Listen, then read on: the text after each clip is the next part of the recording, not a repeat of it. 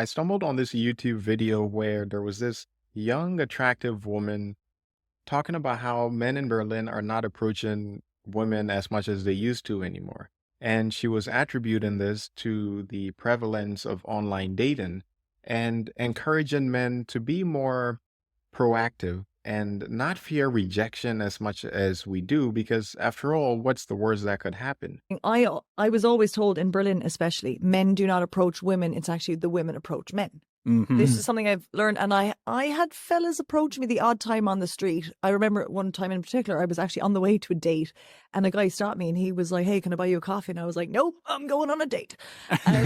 But I love the idea of someone approaching me or me approaching them, and I have come into 2024 with that intention of like approaching men in bars instead. I'm really done with the apps now. I've realized they're not for me. It's not working. I think we should all be approaching people.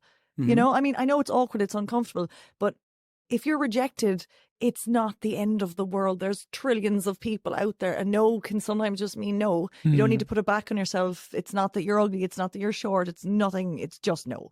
We have to Yeah. stop overthinking it. And I love to say rejection is protection from the universe.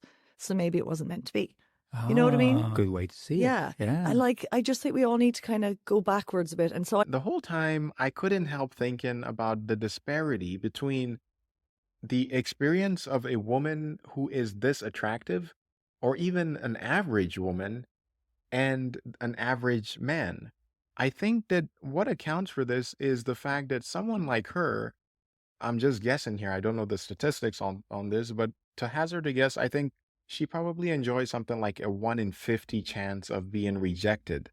And a guy, on the other hand, has that flip on its head where we probably enjoy, or I don't know what's the opposite of enjoy. We probably suffer, to use that word loosely, a 1 in 50 chance of being successful based on my experience and my intuition. When I say success, I'm measuring that by a first date, even. I'm not measuring that by, just simply getting a phone number, because most of the time, women are friendly enough to at least give you their phone number and maybe even indulge you in a couple of interactions through text. If it is clear that it is completely platonic, then I think they're more receptive towards it. But I think in general, as far as dating goes, which is the topic of this, they're less, they're less indulgent of that, unless you are amongst the top percentage of men out there. This is something that we cannot just explain away by just saying that guys need to,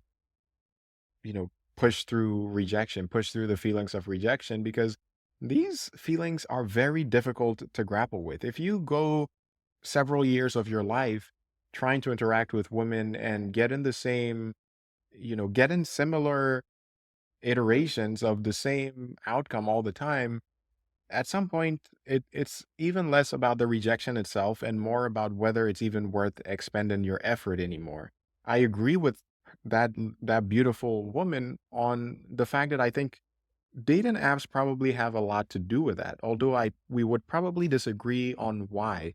I think the reason why I would blame it on dating apps is because I think dating apps have increased the choices that women have significantly. And I think that this is not isolated, right? I think this characteristic of dating apps has permeated our culture. And so women in real life, even if they're not on dating apps, are probably just as high with their standards on what they're looking for in men than ever before. I was going through the comments on that video, and there was a lot of arguments about how women get rejected too. So that's what elicited this reaction for the most part. But I think that to those, to such comments, I'm sure everybody gets rejected, right? But the difference between getting rejected once in a while versus getting rejected most of the time is significant as far as the feelings that it elicits. And these are not pleasant feelings for anybody. So I, I don't think we should underestimate how a frequency of such emotions can be very discouraging and distressing for most, for a lot of guys out there. That's why a lot of men just resort to playing video games and saying, fuck it. Like, why even expend all of this effort, dating apps or technology in general, the ability to get on a plane and fly anywhere in the world included, have exacerbated our natural instincts when it comes to dating. What I'm saying is that women have always had difficulty with an abundance of options. And the problem in there is the filtration, right? Like, how do you go about determining which of these many potential mates are more suitable for you, right? And on the flip side, men have always had a problem with scarcity and trying to find whoever whoever is available to them, who meets that superficial criteria of looking attractive, and who's mutually interested in them. So I think these problems have just been exacerbated. I completely agree that women have other difficulties to deal with, but I don't think rejection is one of them, and I think it's fine to be honest about that. On the other hand, I don't think men have had a problem with an abundance of options and trying to figure out how to filter out, which I'm sure is also a very big issue, and one that deserves a lot of effort and prudence. But yeah, again, I don't think we can really conflate these two things together. But without further ado, I want to go ahead and start this video where I have a bit of a debate with this AI called Pi. I hope you enjoy. What I'd like to talk about today is dating in the modern age. Do you have any thoughts on this topic? More precisely, I want to talk about the difficulties between males and females when it comes to the dating arena. My personal opinion, as biased as I might sound, is that guys have it a lot more harder in the dating scene. So, given everything that I just said, do you have any thoughts on this? Your perspective on the dating scene is certainly thought-provoking. While it's true that men and women can face different challenges in dating, I'd argue that it's important not to generalize too much or reduce the complexities of human relationships to simple supply and demand. While women may have more options, this doesn't necessarily mean that their experiences are easier. The process of filtering through potential partners can be emotionally exhausting, and the pressure to find the one can be overwhelming. Additionally, women often face unique challenges in dating, such as concerns about safety and dealing with unwanted advances. On the other hand, while men may have fewer options, this doesn't mean that they are necessarily at a disadvantage. Quality over quantity is an important consideration, and focusing on building meaningful connections can lead to more fulfilling relationships in the long run. I don't mean to minimize the difficulty that women have in the dating scene at all. I know it's also difficult to filter, so to speak.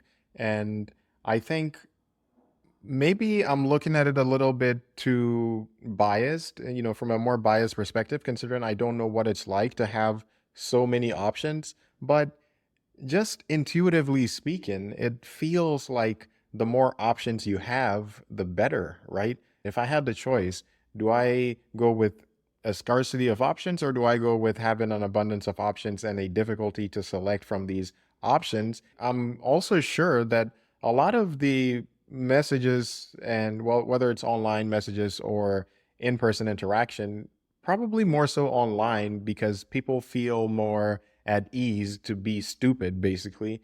I think it does come with its share of, repulsive messages that women might not, well, generally do not appreciate. Nobody would appreciate people talking to them and, sending nudes unsolicited and other behaviors like that, which are so rampant, especially online, as I was saying. And I'm sure there's a variant of that to a lesser degree in real life.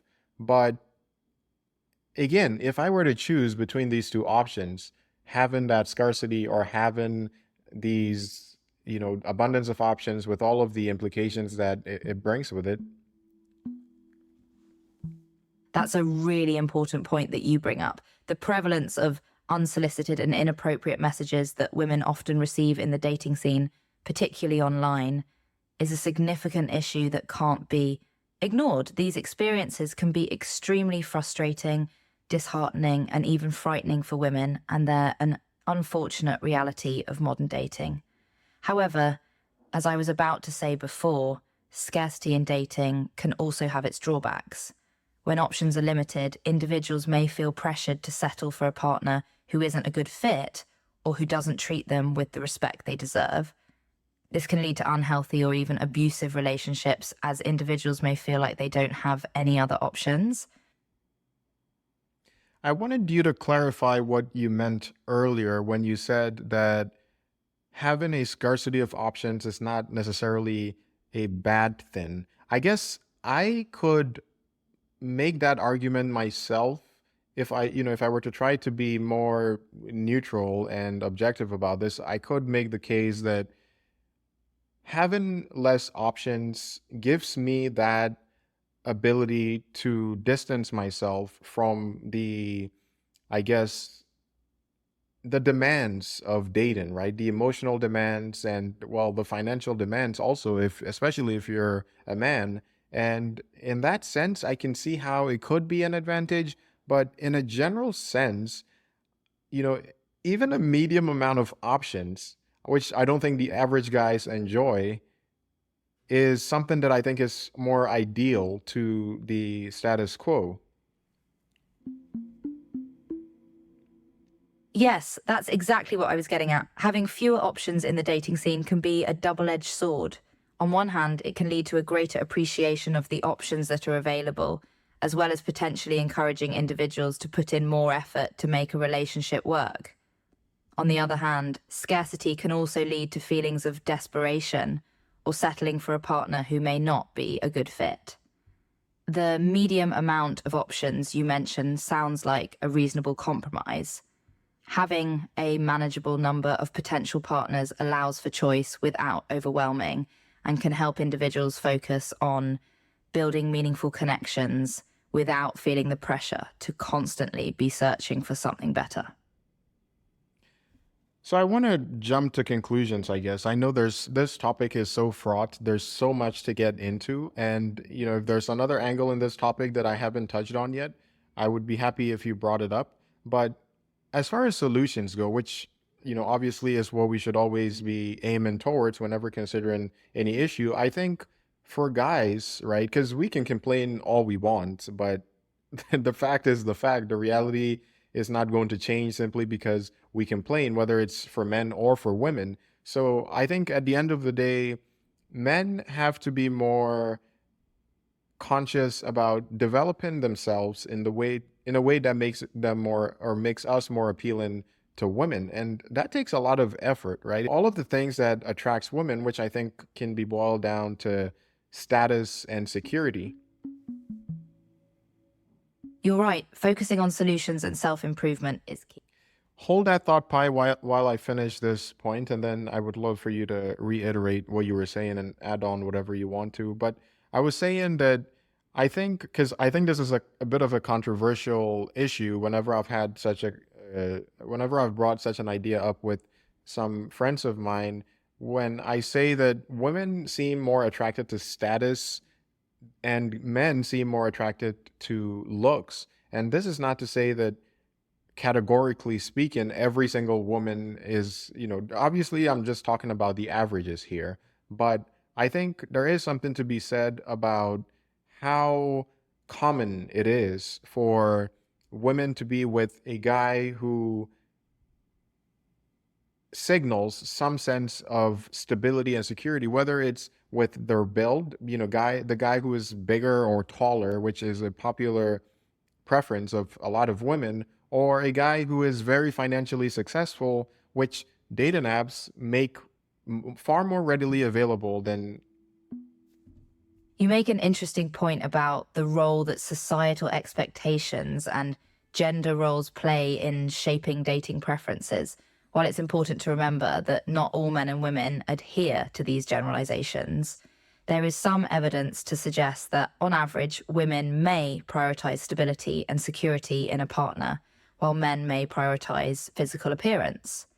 It's worth noting, however, that these preferences are shaped by complex societal factors such as media representations, cultural norms, and personal experiences, and should not be used to stereotype or make assumptions about individuals. Returning to my previous point, I believe that developing traits like emotional intelligence, communication skills, and personal growth can be just as important for men in the dating scene as achieving financial success or physical attractiveness. By focusing on these less superficial qualities, men can potentially increase their appeal to a wider range of potential partners. I take your point about not stereotyping, but I think there is an important difference to be made between an important distinction to be made between generalizing and stereotyping. I think stereotyping pigeonholes on a more individual level. We don't give people the chance to, express who they are, or for us to find out who they are.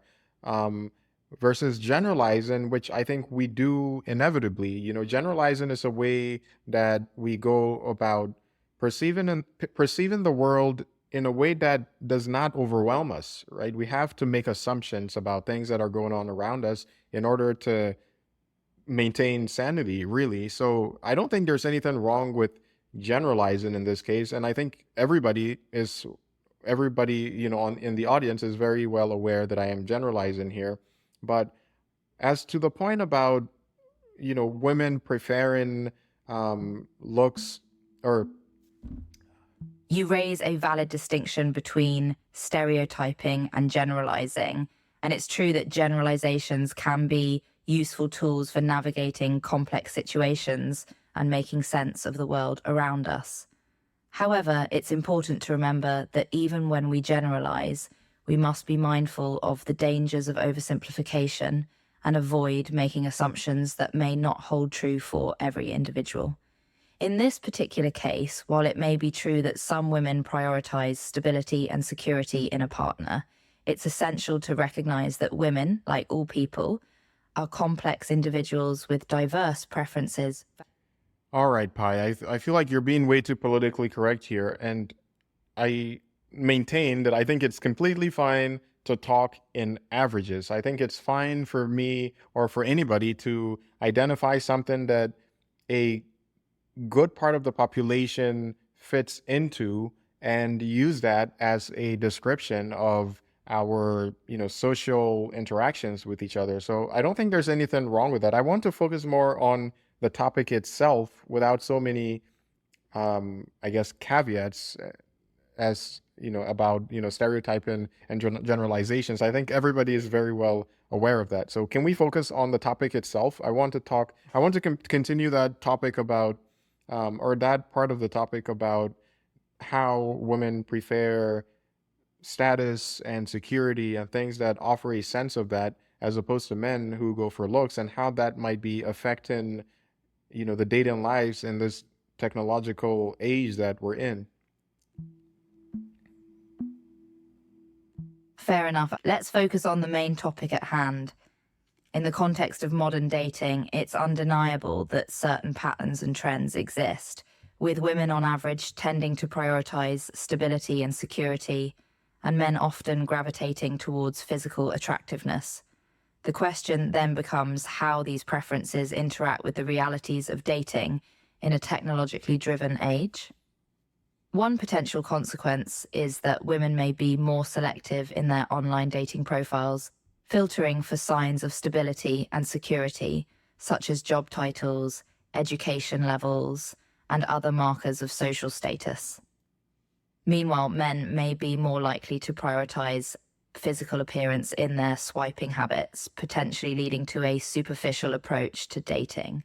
Do you think these trends are having a negative impact on the dating landscape, or are they simply a natural evolution of human mating preferences? I think that it's more a consequence of our natural instincts than it is a cultural element. I think every culture, as far as I'm aware, has this characteristic where women are attracted to security and status, and men are attracted to looks. And I think both of these things on the surface seems superficial, but I think evolutionarily speaking, I think these are things that offered us some benefit, which is why we came to develop them as a maiden preference. Obviously, women, having the childbearing capability would have to find a mate who is able to take care of them and the child as well without, abandoning them. So it was an evolutionary imperative for both the woman and the. You make a strong case for the evolutionary basis of these mating preferences. Indeed, it's not hard to see how these preferences could have been. I want to finish this point, and then I would love for you to continue with what you were saying and add on whatever else. But I think for men, we have that desire for looks because, women who have those physical characteristics signal a sense of fertility, which is attractive because were it not for that, we would have no basis in which to determine the fertility of a woman, and that would make it harder for us to have offsprings and continue on with the human species. But I think that being said, I think technology has amplified these natural instincts way more than is essential. I think, for one, a lot of these preferences are not even beneficial anymore because women don't have the same risk to fertility as they once did back in the day. And that's an excellent point. In today's world, I need to interrupt you one more time, and then you can complete all the thoughts that you were going to express, plus whatever else you have left. But I want to try to balance that a little bit more. And on the other hand, women also having that imperative to look for someone who is able to take care of not just them, but also their offspring, which is a very reasonable thing, as far as our natural desires go. It's also heightened because of dating apps and just the modern world of technology where we get to fly wherever we want as quickly as we can go to any part of the world we want, unlike in the past. So I think all of these things just exacerbate these natural instincts, which as I was saying, are not very required anymore. They're not necessary anymore. Women are going to still be able to give birth regardless of how they look, whether their cheeks are rosy or their hips are round. Those risks are not as prevalent as they were anymore because of our medical breakthroughs. And on the other hand, status is not really. You raise a great point about the other side of the equation. Women's evolutionary preference for partners who can provide security and stability. In today's globalized world, the possibilities for seeking out partners who can offer these qualities have indeed expanded exponentially, and technology has undoubtedly played a significant role in this expansion. As you rightly pointed out, many of these evolutionary preferences may no longer be as relevant or necessary as they once were, given the advancements in healthcare and changing gender roles. It's possible that we as a society are experiencing some growing pains as we adapt to these new realities and grapple with the lingering influence of our ancestral instincts. It sounds like you're suggesting that we may need to reassess these ingrained preferences in light of our modern context to ensure that they continue to serve us well rather than holding us back. Would you agree with that assessment? I do think we need to reassess these natural instincts, but I don't think we should do it to the extent that we are completely overlooking them. There is this, I guess, fine line that I think is important to maintain a semblance of balance when it comes to dating. And I think it can easily be lost as we succumb to the pressures of technology.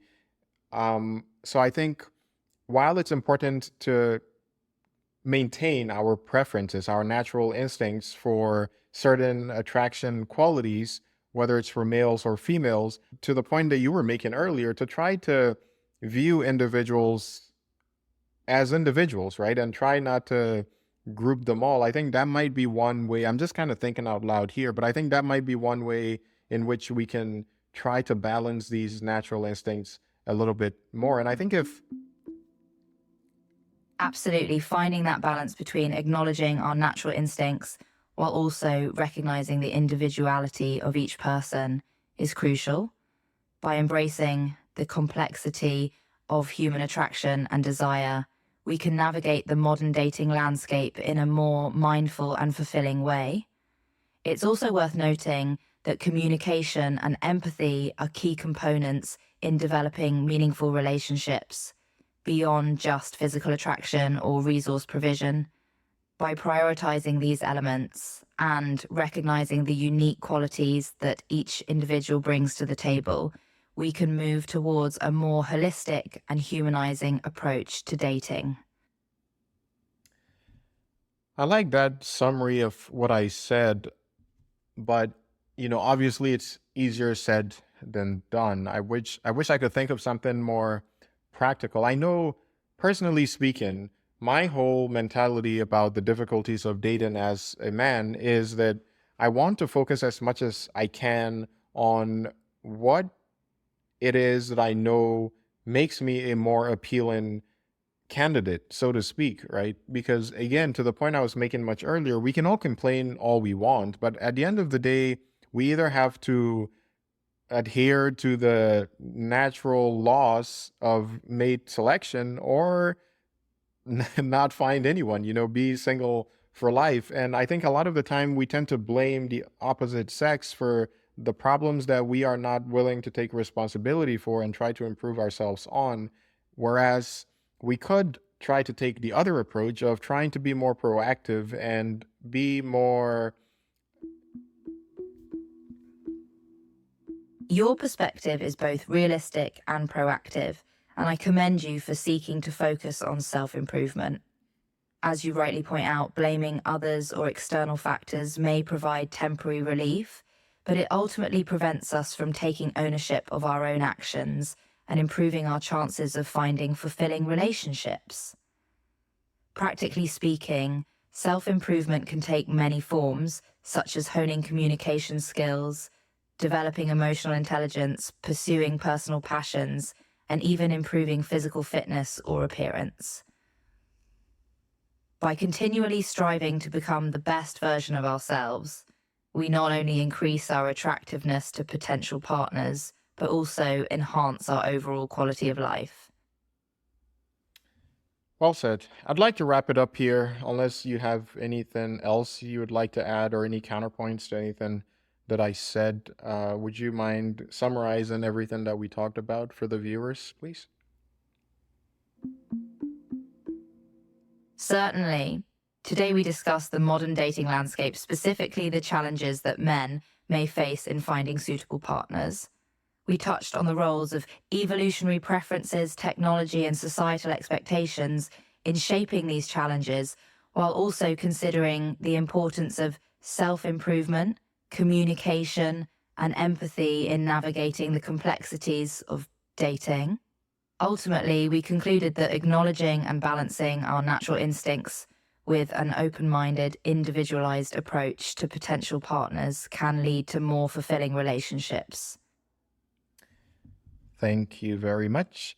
I hope you enjoyed this video. If you liked what you just watched, please consider liking and subscribing. I greatly appreciate it, and stay tuned for the next one.